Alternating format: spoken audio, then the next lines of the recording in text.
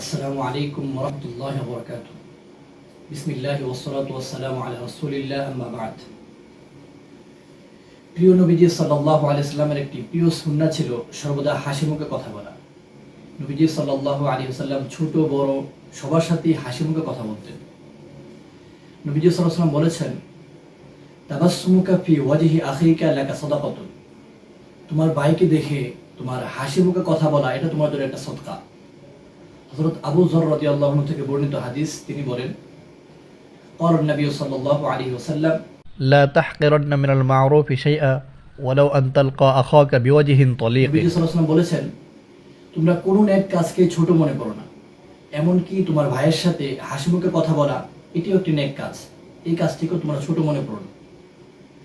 হযরত জারির বিন আব্দুল্লাহ রাদিয়াল্লাহু আনহু থেকে বর্ণিত হাদিস, তিনি বলেন, মা হাজাবানি রাসূলুল্লাহ সাল্লাল্লাহু আলাইহি ওয়াসাল্লাম মুনযু আসলামতু ওয়ালা রাআনি ইল্লা তাবাসসামা।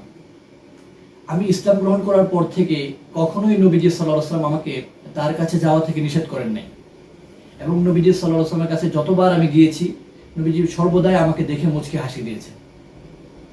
عن عبد الله بن الحارث رضي الله عنه قال ما رأيت أكثر تبسما من رسول الله صلى الله عليه وسلم।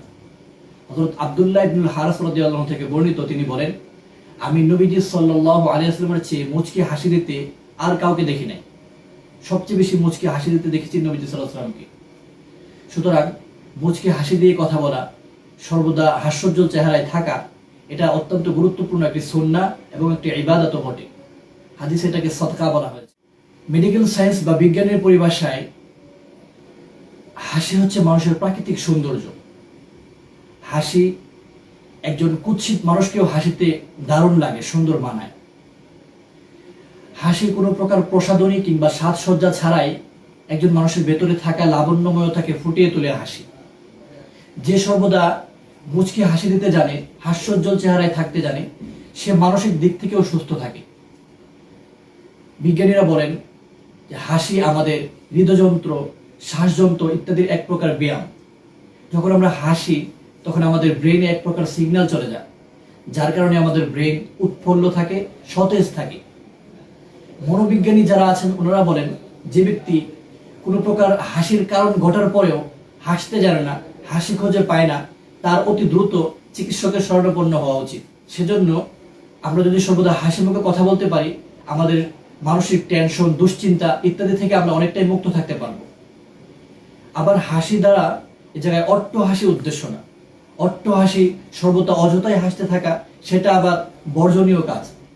তো সর্বদা আমরা হাসি মুখে কথা বলবো এবং সবার সাথে হাস্যোজ্জ্বল চেহারায় সাক্ষাৎ করার চেষ্টা করব।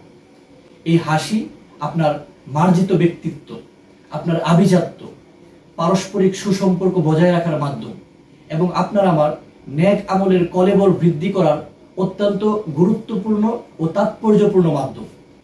তাই আসুন না আমরা সবাই একে অপরের সাথে হাসি মুখে কথা বলি।